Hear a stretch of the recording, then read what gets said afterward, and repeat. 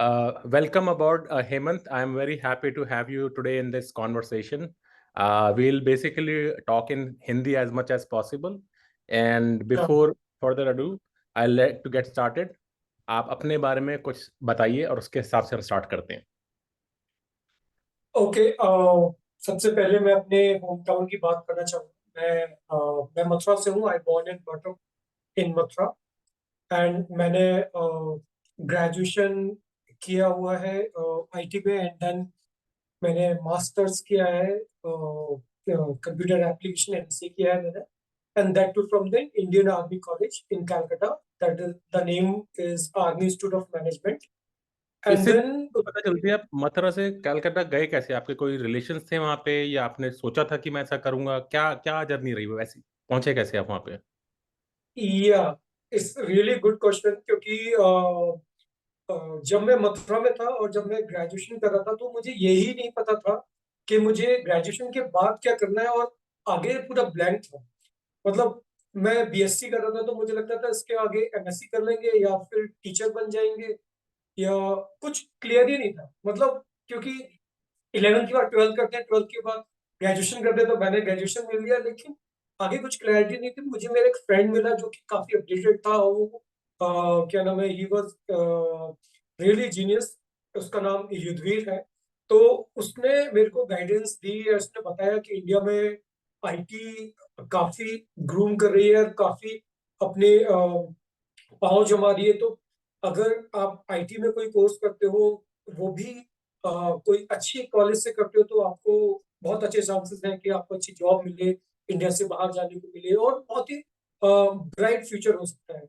तो फिर उसके बाद मैं दिल्ली चला गया। हम 3 से 4 लड़के दिल्ली गए थे। एंड फादर को कुछ भी इंफॉर्मेशन नहीं थी। फादर से कुछ पैसे मांगे हम लोगों ने, हम 4 फ्रेंड्स ने अपने अपने घरों में। आप कुछ एंड बताइए, देन हमें ये भी आपके पेरेंट्स का थोड़ा बैकग्राउंड देंगे? मतलब मथुरा में आपका रहन सहन कैसा था? हाँ कहाँ से, किस हाँ, फैमिली को आप बिलोंग करते हैं? थोड़ा अगर बता पाए उसके बारे में तो।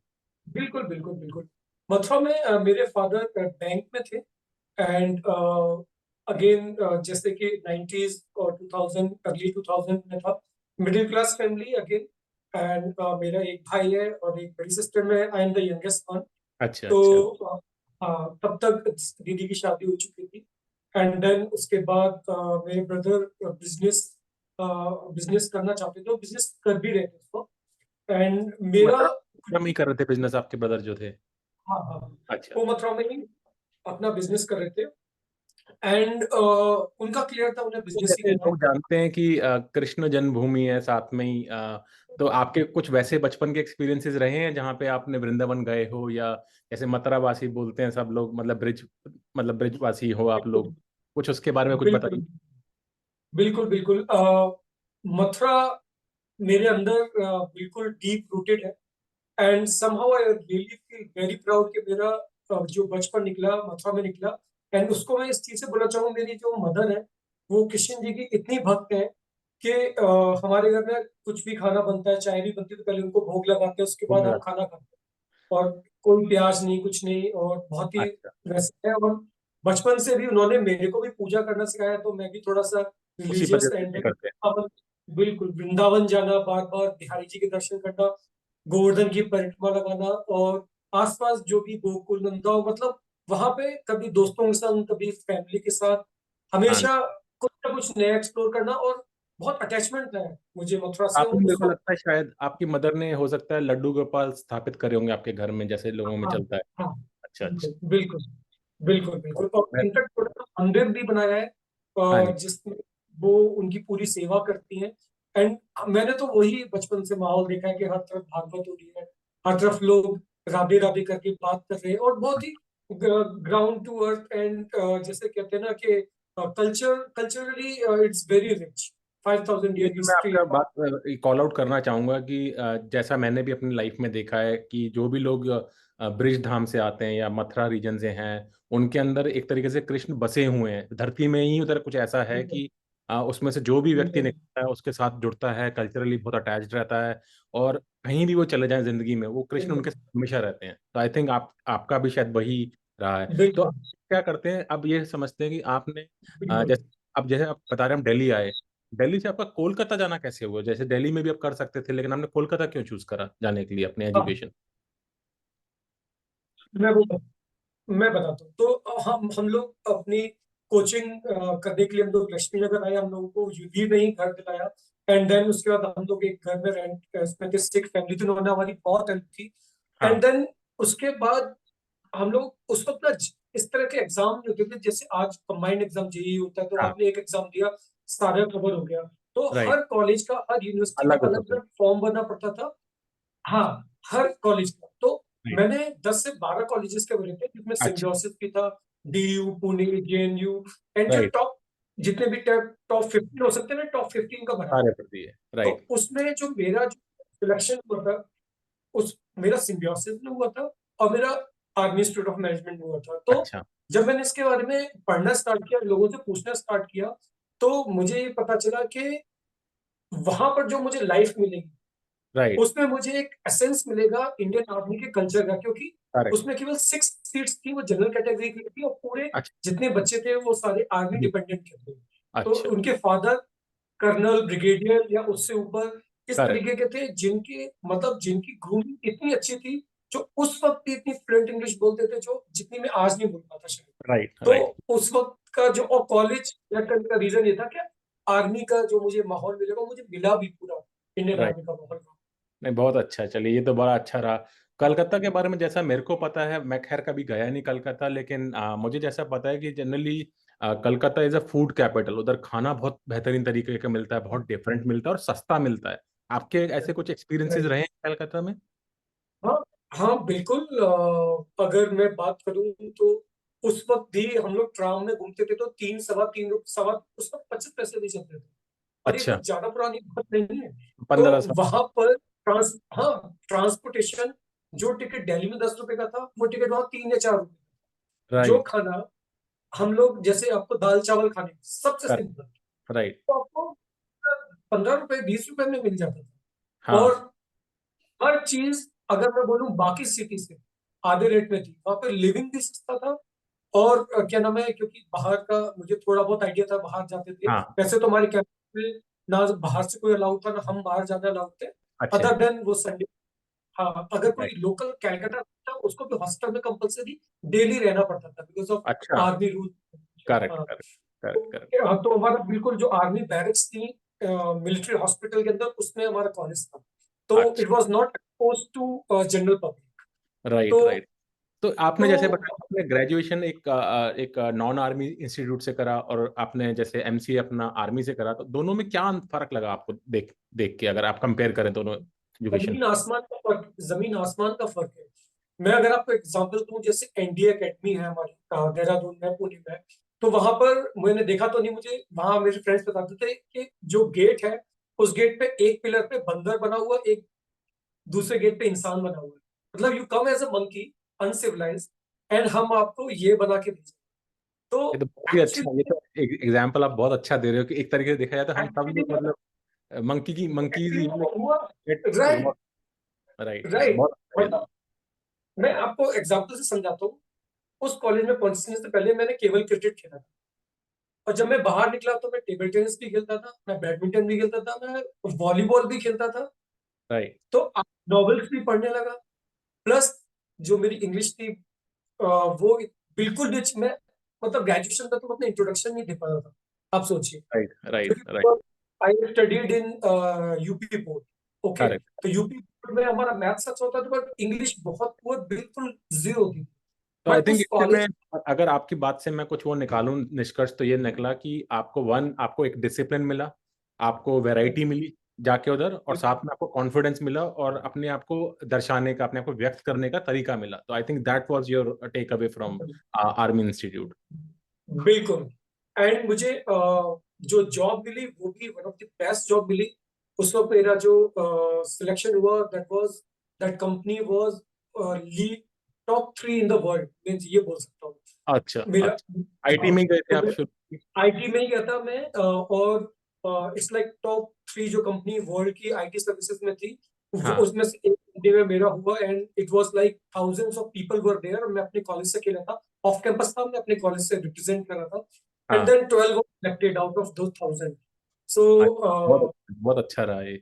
तो अब राइट। आपकी जर्नी बताइए, जैसे आप जैसे आईटी इंडस्ट्री में आप आए, तो आप तब कहाँ पोस्ट हुए? कोलकाता में ही पोस्ट हुए या कहीं और आपका जाना पड़ा आपको?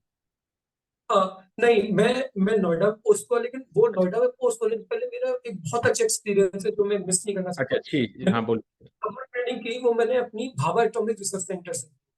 तो अच्छा, वो मुझे मौका मिला जस्ट बिकॉज कि हम ट्रेन में जा रहे थे, तो मेरा फ्रेंड था, मैं नहीं था वहाँ पे। तो एक साइंटिस्ट भी थे जो उसमें ट्रैवल कर रहे थे। तो अच्छा, उन्हें वो हमारी बातें, उनकी बातें सुन रहे थे, तो उन्होंने उनको बोला बेटा कभी हेल्प चाहिए हो तो मैं बता देना।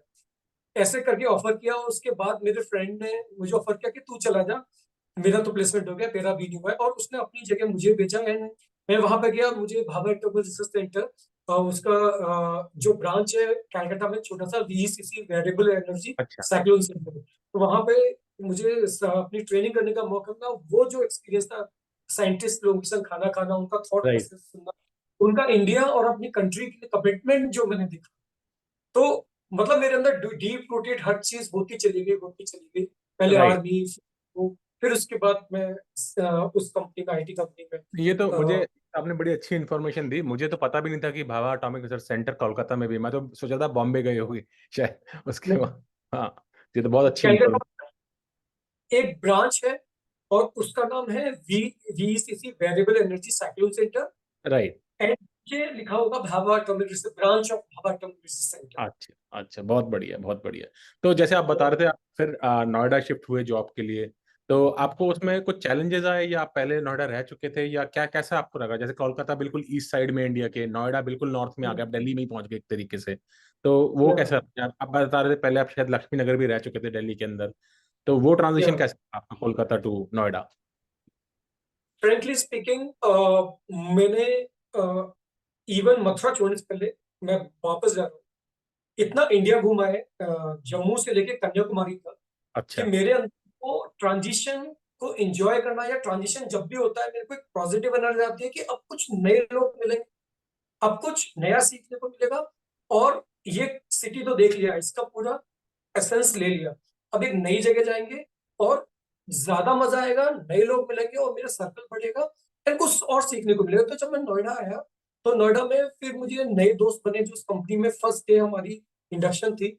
हम लोग बैठे हुए थे रेडिसन में, 5 स्टार होटल में, फर्स्ट टाइम 5 स्टार होटल देख रहे हैं, हमारी इंडक्शन उसमें हो रही है, 3 दिन हम लोग उसमें थे। तो वहां जो फ्रेंड में, जो टेबल पे हमारे फ्रेंड बन गए, वो आज ही फ्रेंड्स, राइट। तो नहीं, बहुत वहां पे, सही है। आपने मैं हाँ, इसमें एक चीज बोलना चाहूंगा आपके बारे में। जैसे आपने बताया कि आपको जब भी कोई चेंज होता है, कहीं भी नई जगह जाते हो, तो आप उसको एंजॉय करते हो, एनर्जाइज हो जाते हो आप। तो ये चीज मैं बोलना चाहता हूँ कि ये बहुत अच्छी खूबी है, क्योंकि बहुत सारे जो लोग होते हैं वो क्या करते हैं कि उनको चेंज को रेजिस्ट करते हैं। जबकि change is the true motto of life, like change is the only constant, जैसा कि हम लोग बोला करते हैं। या, तो या, ये चीज बहुत अच्छी है, आई थिंक। और आई थिंक ये आपको शायद, आप जैसे आपकी जर्नी थ्रू आउट रही है, ये शायद आपको हेल्प करी होगी, क्योंकि आपने बहुत चेंज करा है। आप इंडिया से बाहर भी गए हैं, रहे हैं बाहर। या, आई थिंक ये आपको या, हेल्प करा करा होगा, जहां तक मैं समझता हूँ। या इंडिया में आप बिल्कुल। नोएडा में ही रहे, या इंडिया में भी फिर बाद में भी जॉब के थ्रू आप कई जगह, अलग अलग जगह गए? मैं नोएडा में ही रहा 3 साल। फिर उसके बाद दूसरे साल, विद इन 2 ईयर, मैं डेनमार्क चला गया कुछ महीनों के लिए। अच्छा। तो मेरा जो ऑन साइट था, वो बहुत अर्ली एजेस में ही लग गया। इवन शादी से पहले ही मैं ऑन साइट में था, मैरिज राइट। भी नहीं हुई थी। एंड हाँ। Within 2 year I was there in Denmark. फिर मैंने 6 कंट्री घूमे इधर उधर अपने आप, and then came back to India, then get married. And then फिर उसके बाद मैंने जॉब चेंज की, और एक ही जॉब मैंने आज तक चेंज की है, और उसके बाद मैं अभी तक सेम कंपनी में हूँ। अच्छा, एंड अच्छा। देन मैं गुड़गांव मूव हो गया, एंड गुड़गांव में फिर मैं अगेन 2.5 साल रहा, और फिर मैं यूएस मूव हो गया 2011 में। तो अगर मैं कंपैरिजन करूं नोएडा, तो आप नोएडा, ये आप कब की, मतलब 10-15 साल पहले की बात बता रहे हैं, राइट? आप जब नोएडा में थे, हाँ, है ना? तो 16 साल हो गया, 16 साल। 10 साल हो गए होंगे। तो नोएडा और फिर आप जब गुड़गांव गए, तो उन दोनों में क्या कंपैरिजन है? क्योंकि दोनों सैटेलाइट टाउन्स हैं दिल्ली के। वो ईस्ट जी, साइड पे नोएडा और वेस्ट साइड पे है गुड़गांव, दोनों साउथ में, साउथ ईस्ट, साउथ वेस्ट। तो दोनों में जी। क्या फर्क लगा आपको, नोएडा और गुड़गांव के अंदर? Gurgaon, again pros pros and cons थे। कुछ चीजें अच्छी मिली, कुछ चीजें अच्छी नहीं। जैसे इंफ्रास्ट्रक्चर नोएडा में अच्छा था, रोड्स बहुत अच्छी थी, और क्या नाम है, उसके अलावा लाइट और बाकी चीजें अच्छी थी। बट गुड़गांव में, जैसे मैं लूंगा, उस टाइम पर लेस क्राइम था, नोएडा में थोड़ा क्राइम ज्यादा था। प्लस अच्छा। गुड़गांव में नाइट लाइफ अच्छी थी, अच्छा और कंपनीज भी आज भी, इनफैक्ट उसको भी, और आज भी कंपनीज गुड़गांव में ज्यादा थी। तो अच्छा। जो कल्चर था वहाँ का, वो थोड़ा सा रिच कल्चर था। और गुड़गांव बहुत पुराना सिटी है और नोएडा जीरो से बना है। तो जो एक शरीर की आत्मा होती है, डेवलप होने में टाइम लगता है। टाइम ठीक लगता है। है, राइट राइट। तो नोएडा से गुड़गांव मेरा स्विच अच्छा था। The only thing which I didn't like कि मुझे वहां का जो ट्रैफिक था, जो वहां का कंजेशन था, प्लस वो बहुत ज्यादा प्लांट था। सिटी में, तो वो नहीं। मुझे अच्छा नहीं लगता था। सीवर लाइन नहीं पड़ी हुई है, बारिश होती थी पानी भर जाता है। And right. देन फिर वो मुझे धीमे धीमे धीमे धीमे वो अच्छा नहीं लगता था।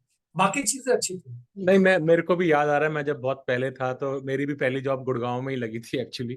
तो हम लोग जाते थे तो हम ये बोलते थे, ये वाकई में ये अपने नाम के प्रति यही गुड़गांवा, गुड़गांव ही है, राइट। गाँव ही है ये बिल्कुल एक्चुअली, क्योंकि एक छींट पड़ती बिल्कुल। थी तो पूरा वो बारिश वगैरह जाती थी, पूरा मतलब ऐसा लगता था नदियां बह गई और ट्रैफिक जाम हो जाता था। कापाखेड़ा बॉर्डर से हम लोग जाया करते थे, मुझे ध्यान है आज भी। और बिल्कुल लबालब भर के, और कीचड़ उछल रहा है, कारों पर छींटे पड़ रहे हैं। तो नोएडा मेरा इतना हुआ नहीं, शुरू में मैं कभी गया नहीं था तो इतना पता नहीं है, लेकिन गुड़गांव का तो मुझे पता है। दिल्ली से हम ट्रैवल करते थे तो लगता था वाकई में गांव में ही पहुंच गए ये तो। लेकिन आपकी ये बात से मैं बिल्कुल एग्री करता हूँ कि सारी जॉब्स वगैरह बहुत होती थी, एमएनसी शुरू से रहती थी वहाँ पे।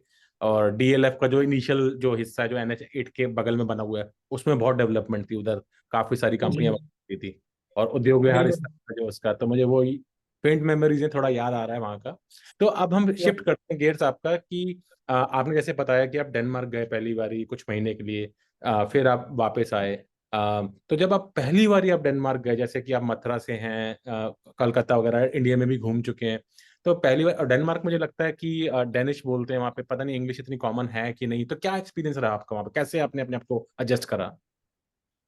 देखिए, जैसे ही मैंने पहला कदम डेनमार्क में फ्लाइट से बाहर रखा, एंड जो मैंने इंफ्रास्ट्रक्चर और वो जो क्लीन एयर और जो मैंने देखा, तो सबसे पहला जो थॉट मेरे दिमाग में आया, वो ये कि हमारा इंडिया भी ऐसा ही होना चाहिए। आज करेक्ट। नहीं हो, 20 साल लगे, 50 साल लगे। राइट। और इस डेनमार्क को, डेनमार्क वहां के डेनिश लोगों ने बनाया है। करेक्ट किसी करेक्ट। बाहर से आके किसी ने डेवलप नहीं किया। जो वहां के लोकल्स हैं, जो उनका कमिटमेंट उस कंट्री के लिए हो रहा हो, ठीक राइट। है, उन लोगों ने may be 200 year ago, 300 year ago, जब भी उसको प्लान वे में बनाया, तो उनके लोगों ने बनाया। बाकी जो लोग भी वहां जाते हैं, उसको एंजॉय करते हैं, जो इमिग्रेंट वहां जाना चाहते हैं, वो अब जाना चाहते हैं। उनकी जो स्ट्रगल जर्नी थी उस वक्त वो ही लोग थे। तो मेरे राइट। दिमाग में पहला ये था कि मेरा कंट्री भी ऐसा होना चाहिए, और ऐसा होना चाहिए कि वो ये लोग भी वहां आए तो ऐसा फील करें। फील करें, ठीक है। Right right.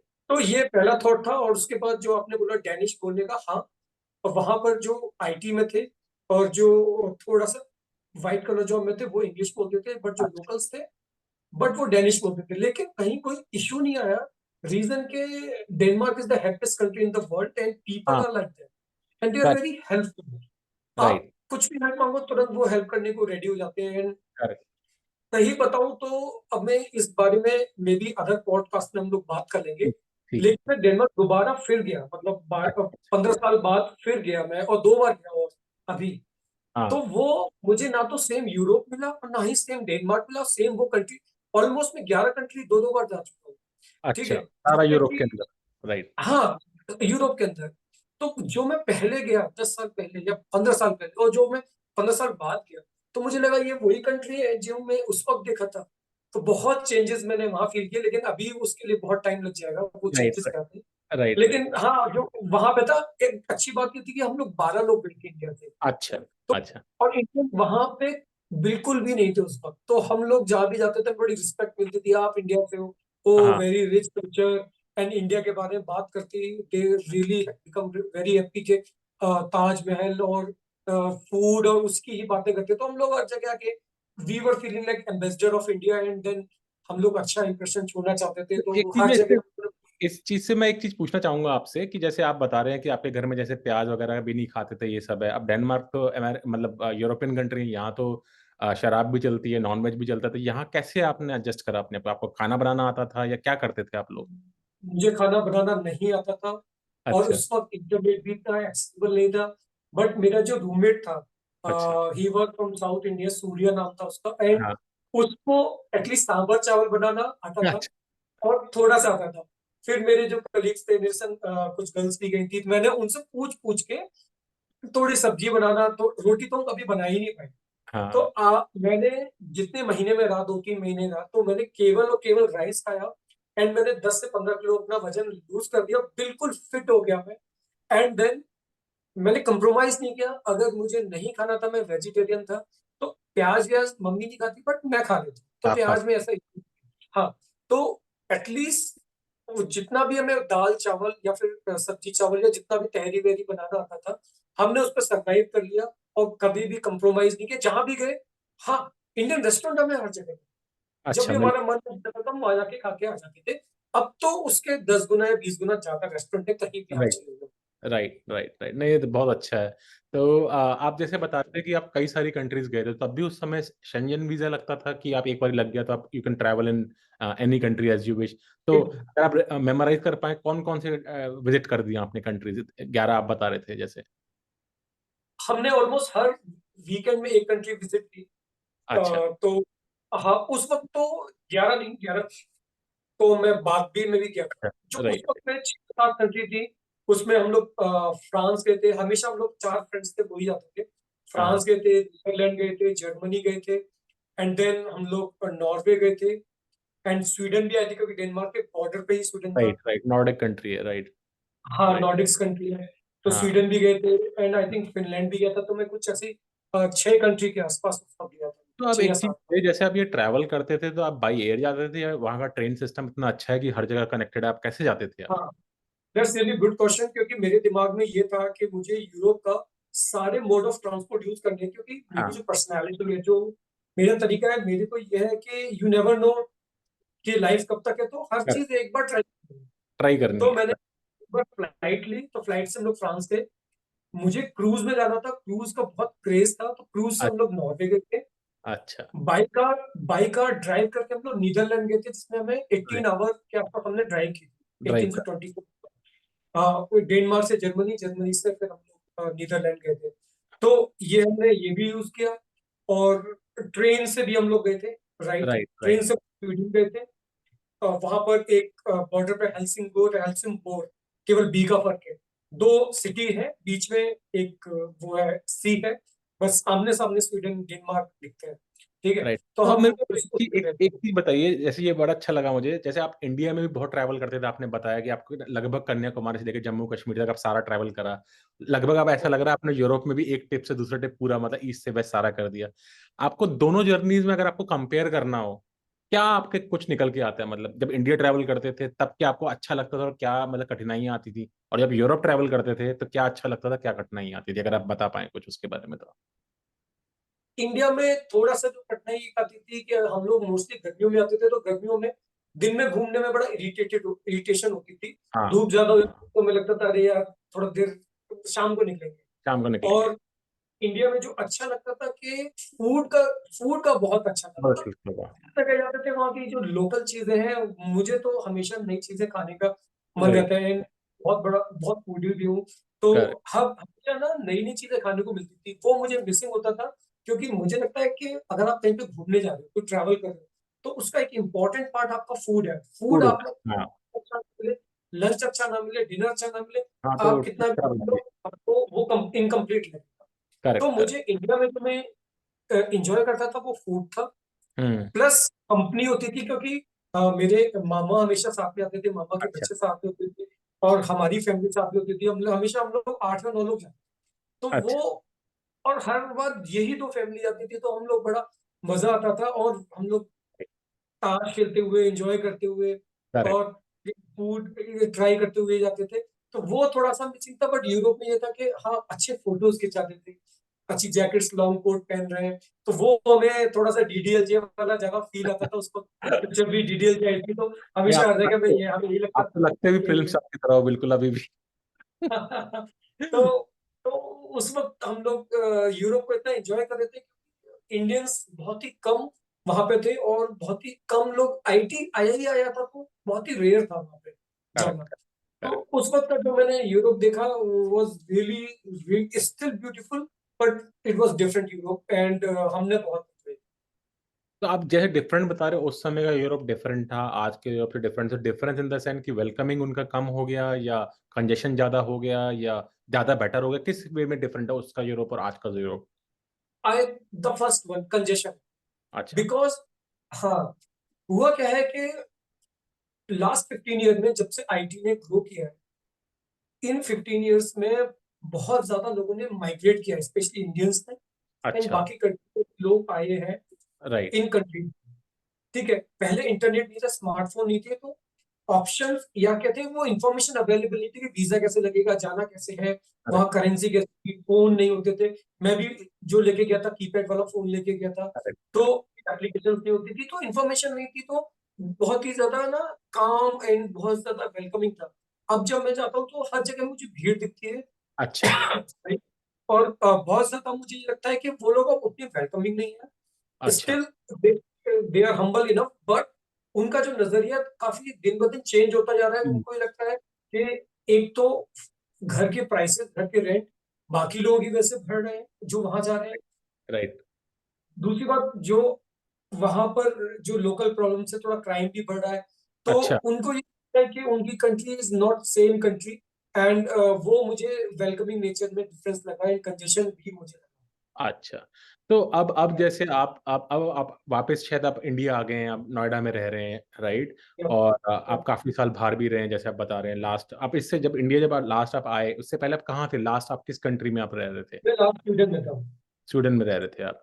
तो स्वीडन में आप मतलब काफ़ी साल से थे, या टेम्परेरी गए थे, या क्या आपका सीन था उधर स्वीडन के अंदर?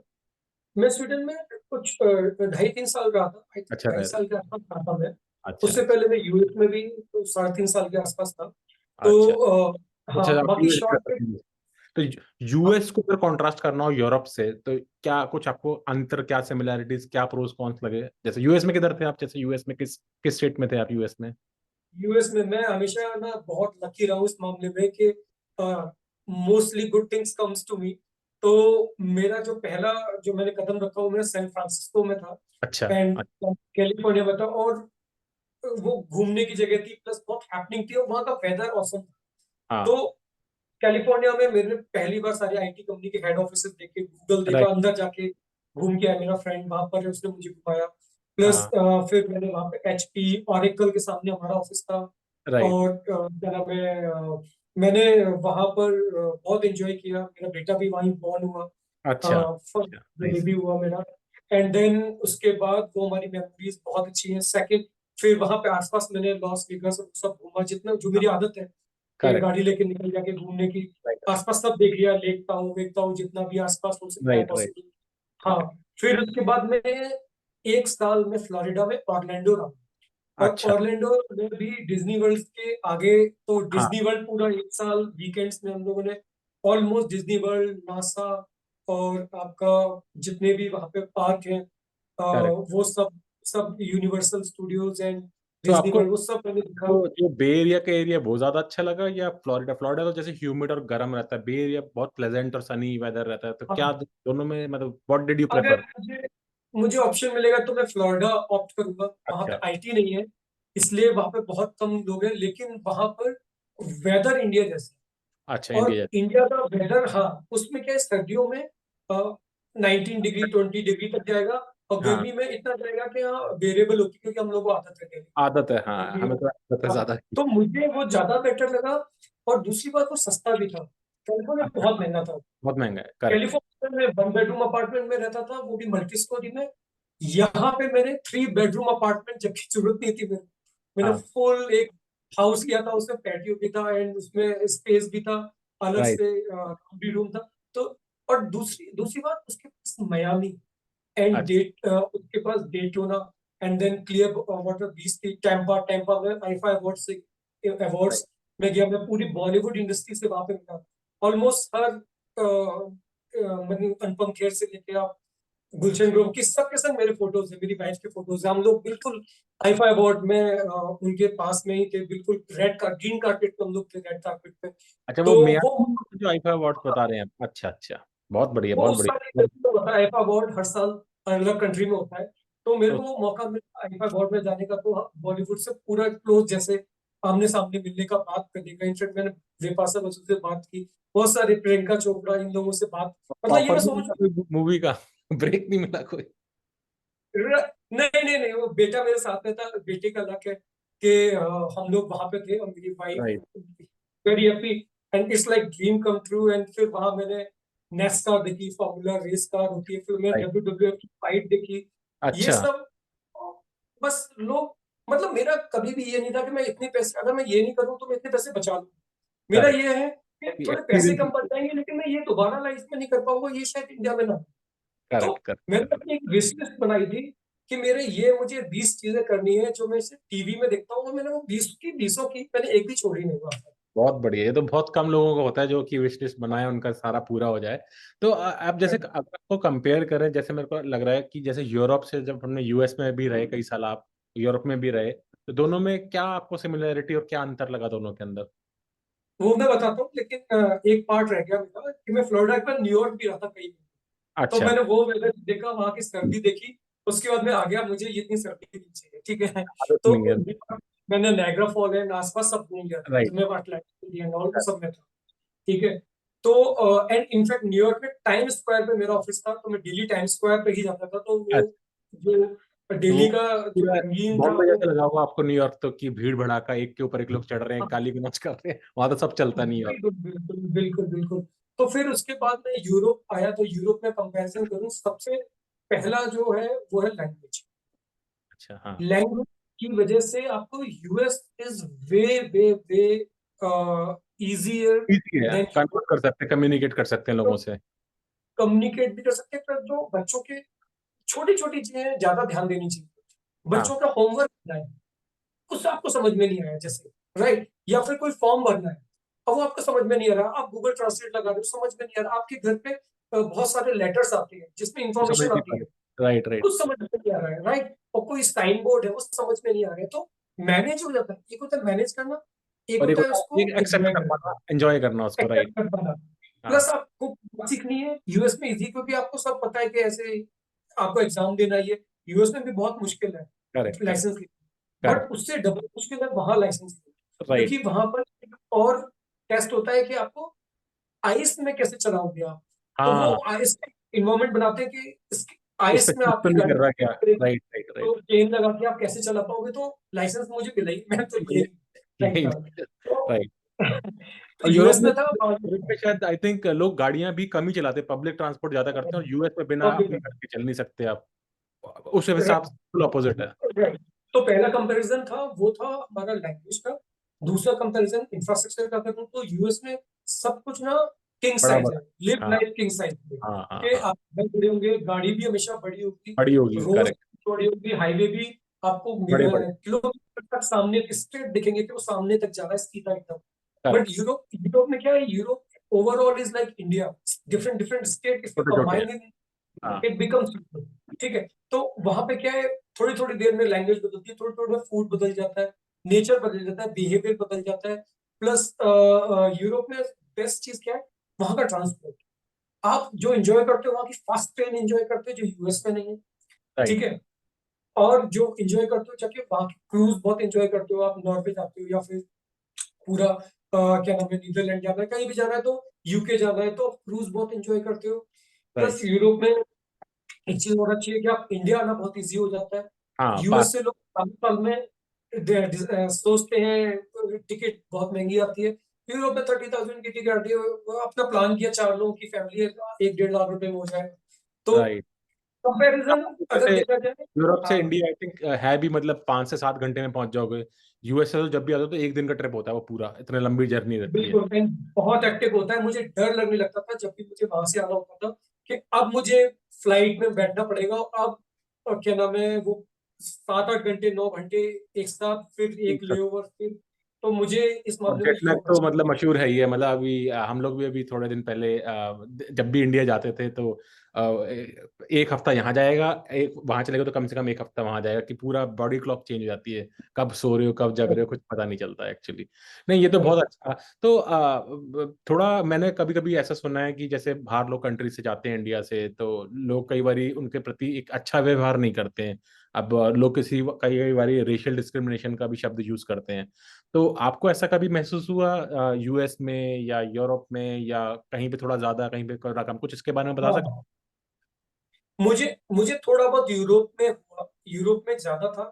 अच्छा। यूएस में तो नहीं था, ना के बराबर था, बिकॉज यूएस में अगर मैं देखूं तो it's made by immigrants. Immigrants. And वहां पर आपको चाइनीज भी बहुत इमिग्रेंट्स मिलेंगे, इंडियन भी मिलेंगे, हर राइट। जगह आपको, हर करेक्ट। ऑफिस में, हर आईटी में, हर जगह पे इंडियन से अच्छी अच्छी टॉप पोजीशंस पे हैं। तो एक क्या है कि इंटीग्रेशन हो एक्सेप्टेंस चुका है है। दो कल्चर का। हाँ, ठीक है, एक्सेप्टेंस भी है, मतलब कि इंडियन। acceptance हो चुकी है। And right. somehow because of English speaking country, India and बहुत ज्यादा हमारी बाउंडेशन नहीं खाने पीने की, तो करेक्ट। हम लोग इजीली अडेप्ट हो जाते हैं। यूएस में अगर कोई नॉन वेजिटेरियन भी है तो वो यूएस में नॉन वेज खाना आराम से खा लेगा, लेकिन यूरोप का जो नॉन वेज होगा वो बिल्कुल ही अलग नॉन वेज होगा। अच्छा। वो उसके लिए, एक नॉन वेजिटेरियन के लिए भी यूरोप में मुश्किल है। अच्छा, आप समझ रहे हैं? हाँ, मतलब वो उन बिल्कुल जैसे खुला चाइना वगैरह में होता और है कि। जापान में, हाँ। चाइना जापान में और टफ हो जाता है नॉन वेज। हाँ, right, correct correct correct, it's a वहाँ तो डिफरेंट काइंड ऑफ सीफूड वगैरह बहुत होता है। मतलब या। सी फूड जो चलता हुआ देख सकते हो, वो वाला सी फूड चलता है तो। सो सो आई या यू गॉट मी राइट। सो इसलिए फूड के मामले में मैं बोलूंगा कि हाँ यूएस में, और डिस्क्रिमिनेशन में हाँ थोड़ा सा मुझे यूरोप में लगा। कुछ एक दो लोगों ने बोल भी दिया कि so many people are coming, why are you coming, ये वो। तो हम लोगों ने भी जवाब दिया, हमने पूछ लिया आप कहाँ से हो, बोला कि मैं तो यहीं से, मेरे फादर तो स्पेन से। मैंने कहा ये मीन्स आपकी इमिग्रेंट बात हो तो है। आप भी। Correct correct. और बहुत ही कम लोग कहीं से होते, सब लोग कभी ना कभी अपनी लाइफ में कहीं से इमिग्रेट आए तो हैं। किए। Right right, I think right. At the तो एंड ऑफ द डे अब लोग हम लोग ग्लोबल एनवायरनमेंट में रहते हैं, अब ये कह पाना बाउंड्रीज तो ये सब ना पॉलिटिकल हैं। आई थिंक हम सब लोग जो है ग्लोबल हैं, कहीं भी रह रहे हैं। बात है दिल से दिल का कनेक्शन होना चाहिए, कोई फर्क नहीं पड़ता कौन कहाँ रह रहा है, कहाँ से आया है, क्या जा रहा है। आप अच्छे हैं, अच्छे दे रहे हैं, अच्छा बात कर रहे हैं, रह रहे हैं, I think that's what basically matters. I think हम लोग ऑलमोस्ट अपने एंड पे हैं, आप टाइमर देख रहे होंगे चल रहा है।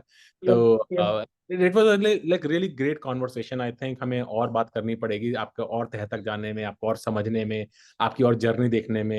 I think I will be very interested in knowing about कि आपका जब फाइनली आपने डिसाइड करा इंडिया जाने का, और अब आप इंडिया में जैसे वापस आ गए हैं, और आप भी एक पॉपुलर यूट्यूबर हैं, अपना प्रेजेंट करते हैं अपने एक्सपीरियंसेस वगैरह।